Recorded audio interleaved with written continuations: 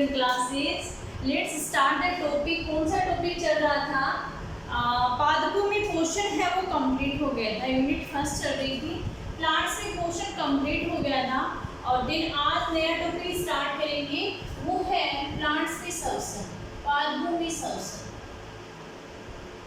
पादपों में श्वसन,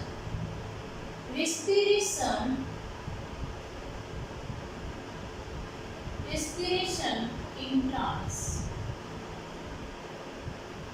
respiration कल फोटोसिंथेसिस पढ़ा था, उसका विपरीत होता है। कैसे? श्वसन क्या होता है? सबसे पहले श्वसन देखते हैं। श्वसन क्या होता है? श्वसन होता है जटिल कार्बनिक पदार्थों का टूटना। जटिल कार्बनिक पदार्थों का टूटना श्वसन कहलाता है। जटिल कार्बनिक पदार्थ कैसे टूटते हैं? जटिल कार्बनिक पदार्थ कैसे टूटते हैं? उनका ऑक्सीडेशन होता है। ऑक्सीडेशन होता है, ऑक्सीकरण होता है। ऑक्सीकरण होकर क्या निकलती है? एनर्जी निकलती है, ऊर्जा निकलती है ना। तो श्वसन की क्या परिभाषा हो गई कि जटिल कार्बनिक पदार्थों का टूटकर, जटिल कार्बनिक पदार्थों का ऑक्सीकरण होकर ऊर्जा की प्राप्ति ही क्या है? श्वसन की प्रक्रिया है। समझ में आ गया? श्वसन है वो कितने टाइप का होता है? श्वसन 2 टाइप्स का होता है। 2 टाइप का कौन सा? एक तो होता है ऑक्सीजन की प्रेजेंस में, O2 की प्रेजेंस में, और दूसरा होता है O2 की अब्सेंस में। श्वसन 2 प्रकार का होता है, एक तो ऑक्सीजन की उपस्थिति में और दूसरे श्वसन में ऑक्सीजन की रिक्वायरमेंट नहीं होती है, यानी ऑक्सीजन की उपस्थिति आवश्यक नहीं होती है। ये जो श्वसन है ये जैसे कुछ बैक्टीरिया वगैरह है उनमें पाया जाता है। इस श्वसन की बात नहीं करेंगे, अपन पढ़ेंगे ऑक्सीजन की प्रेजेंस में, जो कि प्लांट्स में पाया जाता है। ऑक्सीजन की उपस्थिति में श्वसन प्लांट्स में, एनिमल्स में, मानव में, ये सब में पाया जाता है। ऑक्सीजन की प्रेजेंस में श्वसन है, इसके बारे में डिस्कस करेंगे। फिर मैंने आपको एक चीज बताई थी, कल फोटोसिंथेसिस पढ़ा रही थी तो मैंने फोटोसिंथेसिस की एक रिएक्शन बताई थी, है ना, फोटोसिंथेसिस की। उससे को रिलेट करके देखते हैं वो क्या थी। वो उसकी CO2 है प्लस H2O है, ये मिलकर प्रकाश की उपस्थिति में और क्लोरोफिल की उपस्थिति में क्या निर्माण करते हैं? C6H12O6 का निर्माण करते हैं। और ये जो संतुलित रिएक्शन, अगर इस रिएक्शन को संतुलित करेंगे, बैलेंस करेंगे, तो कार्बन डाइऑक्साइड के 6 मॉलिक्यूल चाहिए होंगे, H2O के 12 मॉलिक्यूल चाहिए होंगे। एक मॉलिक्यूल है वो ग्लूकोज का बनेगा, यानी कार्बोहाइड्रेट का बनेगा। 6 मॉलिक्यूल ऑक्सीजन के बनेंगे और 6 मॉलिक्यूल वाटर के बनेंगे, है ना। ये थी फोटोसिंथेसिस की रिएक्शन। अब जो श्वसन है, श्वसन की जो प्रोसेस है वो इसके विपरीत है। मैंने एक शब्द आपको बताया था कि जो जटिल कार्बनिक पदार्थ है, यानी कि जटिल कार्बनिक पदार्थ कौन से हो गए? कार्बोहाइड्रेट हो गए। कार्बोहाइड्रेट का ऑक्सीकरण होता है, यानी ऑक्सीजन चाहिए होगा, कार्बोहाइड्रेट का ऑक्सीकरण होगा और क्या बनेगा? CO2 और H2 वाटर बनेंगे। यानी कि श्वसन की रिएक्शन लिखूं यहाँ पे, रेस्पिरेशन की क्या प्रक्रिया होती है, तो ये हो गई C6H12O6 प्लस क्या हो गया? 6O2 आएगा, प्लस क्या है? 6H2O है, और ये मिलकर क्या बनाएंगे? 6CO2 प्लस 12H2O, ये मिलाएंगे, ये बनाएंगे। लेकिन यहाँ पे लाइट और क्लोरोफिल की रिक्वायरमेंट थी, यहाँ पे क्लोरोफिल की रिक्वायरमेंट है वो नहीं होगी। ओके, अब क्या होगा? इसमें जो है वो एनर्जी निकलेगी, यानी कि यहाँ पे इसमें एनर्जी है वो यूज हो रही थी, लाइट है, सूर्य का प्रकाश है, उसके रूप में लाइट यूज हो रही थी। और यहाँ पे अगर ये जो ग्लूकोज है, कार्बोहाइड्रेट है, ये टूटेगा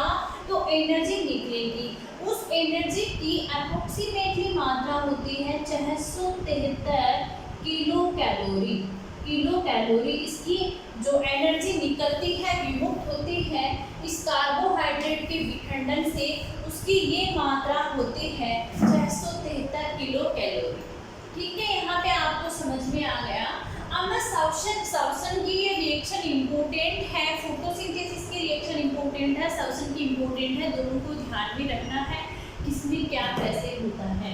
श्वसन के मैं चरण बताऊं, श्वसन के चरण है वो कौन कौन से चरण होते हैं।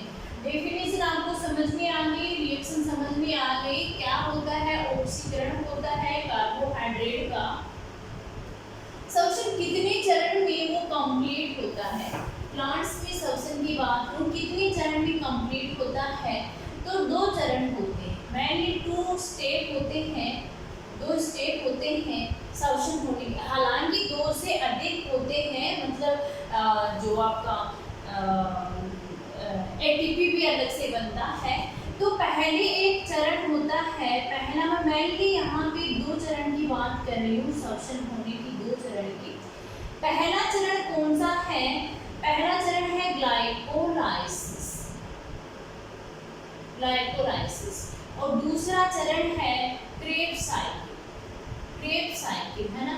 यहाँ के दिन आप बोल सकते हो ईटीएस वगैरह आता है, इलेक्ट्रॉन ट्रांसपोर्ट सिस्टम वगैरह, और देन फोस्फोरिलेशन आता है, तो फोटो रेस्पिरेशन की प्रोसेस वगैरह भी होती है। तो सबसे पहले इसको आप छोड़िए क्योंकि आप कंफ्यूज हो जाओगे बाद में कि 2 कैसे किस हिसाब से, क्योंकि एटीपी भी बनता है। तो जो श्वसन है उसमें सबसे पहले देखते हैं ग्लाइकोलाइसिस, देखेंगे क्रेब्स साइकिल। कुछ नहीं, डिटेल में नहीं जाएंगे, सिर्फ इतना पढ़ेंगे कि श्वसन है, प्लांट्स में जो श्वसन होता है उसमें 2 प्रोसेस, पहली process glycolysis, then Krebs cycle. Glycolysis की स्टडी करें, ग्लाइकोलाइसिस क्या होता है, कहाँ पे संपन्न होता है।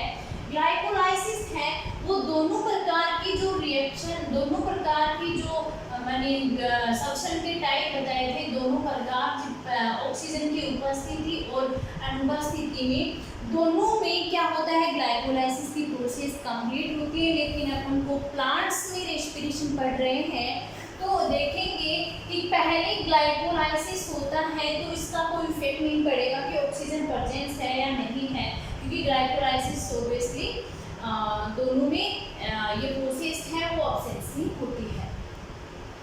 ग्लाइकोलाइसिस है, इसके लिए क्या नहीं है, मैंने बताया कि ऑक्सीजन है वो आवश्यक नहीं है ना। ग्लाइकोलाइसिस के लिए ऑक्सीजन आवश्यक नहीं है। ग्लाइकोलाइसिस है, ग्लाइकोलाइसिस है वो कहाँ संपन्न होती है, इसका एक दूसरा नाम है, आप दूसरा नाम बता दो, EMP पाथ कहते हैं ग्लाइकोलाइसिस को, क्योंकि इसे किसने डिस्कवर किया था, एमडेन मेरो पार्नास नाम की साइंटिस्ट थे, एमडेन मेरो पार्नास नाम के साइंटिस्ट थे।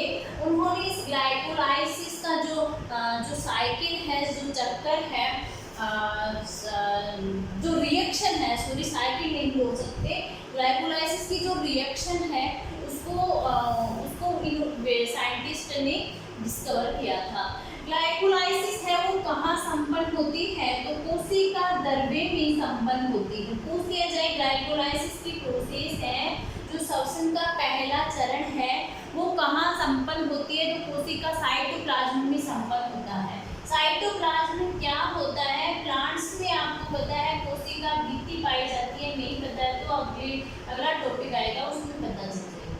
कोशिका भित्ति होती है, देन कोशिका झिल्ली होती है, और क्या होता है, फॉर एग्जाम्पल रफली डायग्राम बता रही हूँ मैं, जैसे कि ये वेक्यूल हो गया है ना, ये केंद्रक हो गया है ना, और ये वाला है, ये जो लिक्विड वाला भाग है, यहाँ पे तरल वाला भाग है, इसमें ऑर्गन वगैरह भी प्रेजेंट होते हैं, जैसे माइटोकॉन्ड्रिया हो गया, क्लोरोप्लास्ट हो गया, जैसे कि एंडोप्लाज्मिक रेटिकुलम हो गए है ना, गोल्गी कॉम्प्लेक्स हो गया, और भी ये न्यूक्लियस हो गया है ना, ये वेक्यूल हो गई। ऑलराइट, तो इसमें क्या होगा, ये वाला जो पोर्शन है ना, ये वाला पोर्शन, ये वाला पोर्शन, ये वाला पोर्शन, इसको कहा जाता है साइटोप्लाज्म, इसको कहा जाता है कोशिका द्रव्य, कोशिका द्रव्य। तो जो ग्लाइकोलाइसिस की प्रोसेस है वो कोशिका द्रव्य में संपन्न होती है। अब बोलिए मैम इसके बारे में बता रहे हो कि इसका दूसरा नाम क्या है, ऑक्सीजन की रिक्वायरमेंट होती है नहीं होती है, कहाँ संपन्न होती है, मैं ये तो बता दूं कि ये होती क्या है। ग्लाइकोलाइसिस क्या होती है, ध्यान रख लो, ग्लूकोज से 2 पायरूरिक एसिड के निर्माण की जो प्रक्रिया होती है उसे ग्लाइकोलाइसिस कहते हैं। ग्लूकोज से पायरूरिक एसिड बनना और एक ग्लूकोज मॉलिक्यूल से कितने बनेंगे, एक ग्लूकोज मॉलिक्यूल से 2 पायरूरिक एसिड का निर्माण होता है। ये ग्लाइकोलाइसिस की प्रोसेस होती है। ग्लाइकोलाइसिस में कितनी एटीपी बनती है? ग्लाइकोलाइसिस की जो एटीपी श्वसन में क्या होता है, श्वसन में एनर्जी बनती है, श्वसन में एनर्जी मिलती है। श्वसन में क्या होता है, श्वसन में एनर्जी बनती है, ऊर्जा है, उसका इम्पोर्टेंट है कि एनर्जी है वो बनती है ना। तो ग्लाइकोलाइसिस में कितनी एनर्जी बनती है? ग्लाइकोलाइसिस में देखें, ग्लाइकोलाइसिस की जो प्रोसेस होती है उसमें उस प्रक्रिया के दौरान 2 एटीपी है वो तो प्रयोग में ली जाती है, 2 एटीपी प्रयोग में ली जाती है ना। 4 एटीपी है, 4 एटीपी का निर्माण होता है, 4 एटीपी का निर्माण होता है ग्लाइकोलाइसिस की प्रक्रिया के दौरान। तो नेट एटीपी कितनी हो गई? नेट एटीपी 2 एटीपी हो गई ना, कि 2 एटीपी तो यूज में ले ली। एटीपी क्या होता है?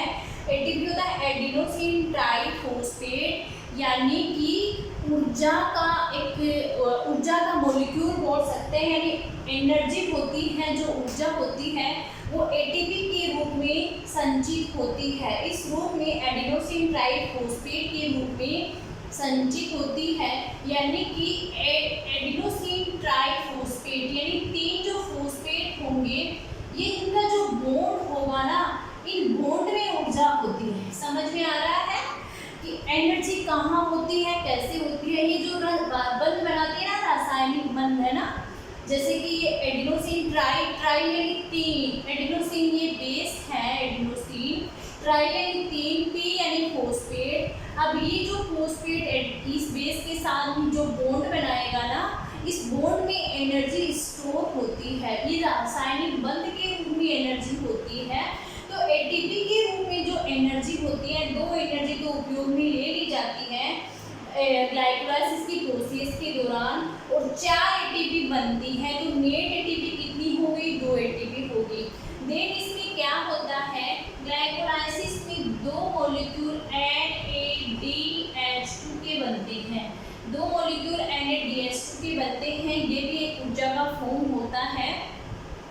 लेकिन इससे आगे क्या होता है कि इससे जो एटीपी के रूप में अपन को ऊर्जा संचित करनी होती है, स्टोर करनी होती है, क्योंकि वो आगे की प्रोसेस बहुत सारी मैकेनिज्म होती है सेल में, तो उनमें चाहिए होती है एनर्जी। तो ये 2 NADH2 है, इनके द्वारा क्या होता है, ये आगे इनका एक अलग सिस्टम होता है। उस अलग सिस्टम के द्वारा इन 2 NADH2 से 6 एटीपी और बन जाती है। एक NADH2 से 3 एटीपी बनती है ना, 3 एटीपी बनती है। तो 2 NADH2 से 6 एटीपी बनेगी, यानी ये 6 एटीपी हो गई है ना। तो टोटल एटीपी कितनी हो गई? 8 एटीपी हो गई। ऑलराइट, समझ में आ गया? मैंने सिंपलेस्ट तौर पर आपको समझाने की कोशिश की है। इसको आप ध्यान रखना कि ग्लाइकोलाइसिस में 8 एटीपी बनती है। दूसरा जो चरण है क्रेब्स साइकिल, क्रेब्स साइकिल में क्या होता है, दूसरा जो स्टेप आता है क्रेब्स साइकिल, क्रेब्स चक्कर है ना। क्रेब्स साइकिल में क्या होता है, क्रेब्स साइकिल पहले तो मैं बताऊं कहाँ संपन्न होती है। तो माइटोकॉन्ड्रिया के अंदर है, माइटोकॉन्ड्रिया के अंदर बहुत से बच्चे माइट्रोकॉन्ड्रिया लिखते हैं, माइट्रो नहीं होता, माइटोकॉन्ड्रिया के अंदर जैसे कि माइटोकॉन्ड्रिया पाया जाता है। तो इस माइटोकॉन्ड्रिया के अंदर क्या होगा, जो साइटोप्लाज्म में ग्लाइकोलाइसिस की प्रोसेस संपन्न हुई है, वो माइटोकॉन्ड्रिया के अंदर बाद में जो पायरूरिक एसिड है वो एसिटाइल, जो पायरूरिक एसिड बना है ग्लाइकोलाइसिस की प्रोसेस के दौरान, ये कन्वर्ट होता है acetyl coenzyme A, acetyl coenzyme A में पायरूरिक एसिड कन्वर्ट होता है। देन ये एसिटाइल करता है। Acetyl co enzyme A cytoplasm में ही कन्वर्ट होता है। ये एसिटाइल को एंजाइम में आपको थोड़ा सा डीपी लग रहा होगा, लेकिन ये तो थोड़ा पढ़ना ही पड़ेगा, क्योंकि चैप्टर एक लेक्चर में चैप्टर कंप्लीट हो जाएगा। अगर ये नहीं पढ़ेंगे तो पढ़ेंगे क्या फिर इसमें, है ना। तो एसिटाइल को एंजाइम ए वो माइटोकॉन्ड्रिया में प्रवेश करता है। देन क्या संपन्न होती है, क्रेब्स साइकिल है, क्रेब्स साइकिल है, वो क्रेब्स साइकिल है वो संपन्न होती है, क्रेब्स साइकिल है वो संपन्न होती है। क्रेब्स साइकिल में क्या होता है, जो pyruvic acid acetyl co enzyme A में, देन आगे की जो मैंने रिएक्शन बताई थी कि CO2 का निर्माण होता है, वाटर निकलता है, वो क्या होता है, वो आगे क्रेब्स साइकिल में होता है। यानी कि जो लास्ट का प्रोडक्ट होता है ना CO2, है ना, वो जो वाटर निकलता है ना, वो क्या होता है, वो क्रेब्स साइकिल में संपन्न होता है ना। जो लास्ट में वाटर में के पास में जो इलेक्ट्रॉन वगैरह पहुंचता है वो हायर बात होती है उसका। तो CO2 का जो CO2 जो निकलता है, CO2 कहाँ पे निकलता है, CO2 क्रेब्स साइकिल के अंदर ही निकलता है ना। अब आगे की क्रेब्स साइकिल में कितनी एटीपी बनती है, क्रेब्स साइकिल में टोटल एटीपी आपको मैं बता दूं, पूरी जो NADH2 वगैरह FADH2 बनते हैं, इन सबको क्रेब्स साइकिल में मिलाकर 30 एटीपी बनती है। 30 एटीपी का निर्माण क्रेब्स साइकिल में होता है। और आपको बताया था 8 एटीपी का निर्माण ग्लाइकोलाइसिस की प्रोसेस के दौरान होता है। टोटल कितनी हो गई, 38 एटीपी हो गई।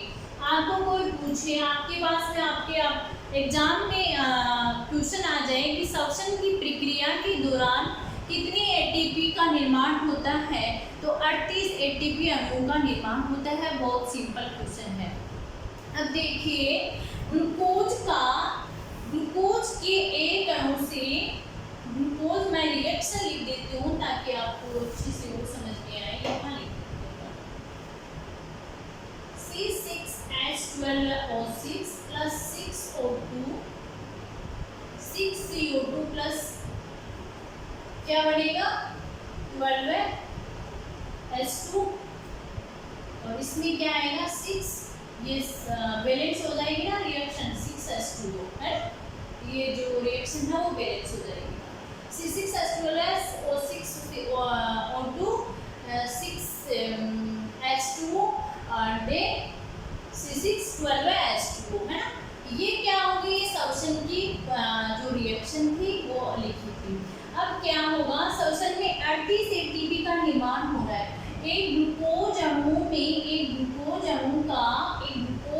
जब टूटता है, एक ग्लूकोज अणु का जब ऑक्सीडेशन होता है श्वसन की प्रक्रिया के दौरान, तो ऊर्जा जो स्टोर होती है, एनर्जी जो स्टोर होती है वो 38 एटीपी के रूप में होती है। एक एटीपी बराबर कितना होता है, एक एटीपी बराबर ऊर्जा होती है 7.3 kilo calorie. It mean 38 ATP कितना हो गया, 7.3 इंटू 38, 38 एटीपी हो गया लगभग 273 किलो कैलोरी, 273 किलो कैलोरी हो गया 38 एटीपी। अब क्या होगा, मैंने यहाँ पे आपको बताया था कि श्वसन की प्रक्रिया के दौरान 673 के समथिंग 673 किलो कैलोरी के समथिंग क्या निकलती है, श्वसन की प्रक्रिया के दौरान 673 किलो कैलोरी के समथिंग क्या निकलती है, जो एनर्जी निकलती है 277 आएगा, 277 किलो कैलोरी, है ना। तो आप कैलकुलेट कर लीजिए इसको। तो 673 के समथिंग 673 किलो कैलोरी की समथिंग जो ऊर्जा है वो निकलती है। और यहाँ पे मैं बता रही हूँ 277 किलो कैलोरी जो है एनर्जी है वो प्राप्त होती है। निष्कर्ष क्या निकला इस चीज का, आपके दिमाग में ऐसा क्वेश्चन आना चाहिए कि यहाँ पे 673 जबकि यहाँ पे एनर्जी कैलकुलेट की है तब 277 किलो कैलोरी एनर्जी मिली है। निष्कर्ष ये निकलता है कि ग्लूकोज के जब विखंडित हो रहा है, ग्लूकोज का जब यहाँ पे क्या हो रहा है, पूर्ण रूप से विखंडन हो रहा है, तो इतनी एनर्जी रिमूव होती है, यानी एनर्जी रिलीज कितनी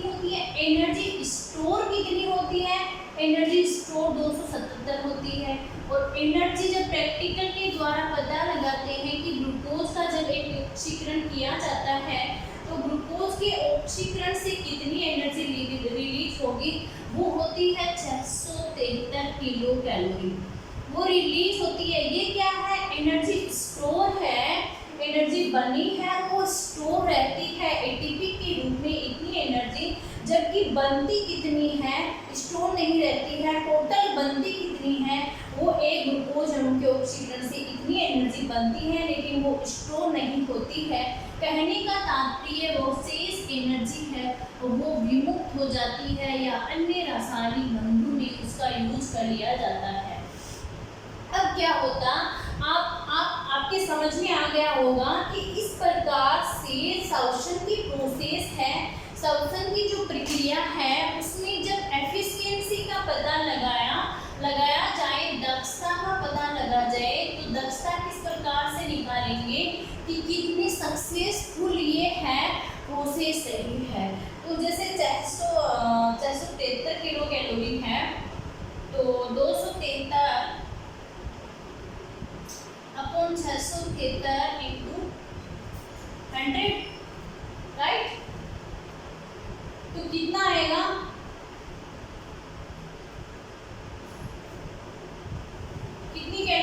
कितना परसेंटेज आएगा,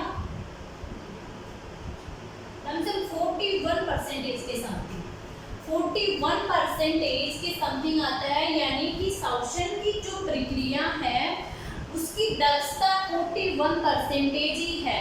श्वसन की प्रक्रिया की दक्षता 41% है, यानी श्वसन की प्रक्रिया है वो पूरी तरह से जो एनर्जी है वो स्टोर नहीं हो पाती है इस प्रोसेस में। आपको अच्छे से क्लियर हो गया होगा श्वसन।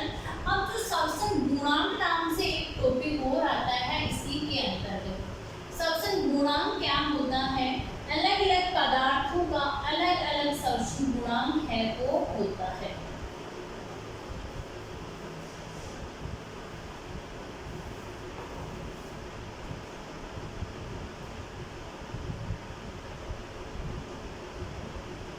श्वसन गुणांक है वो क्या होता है, श्वसन रेस्पिरेटरी क्वोशिएंट है क्या होता है, यानी निश्चित ताप और दाब पर क्या होगा, निश्चित ताप और दाब पर निश्चित भार वाले उत्तर में इकाई समय में विमुक्त जो CO2 होती है, विमुक्त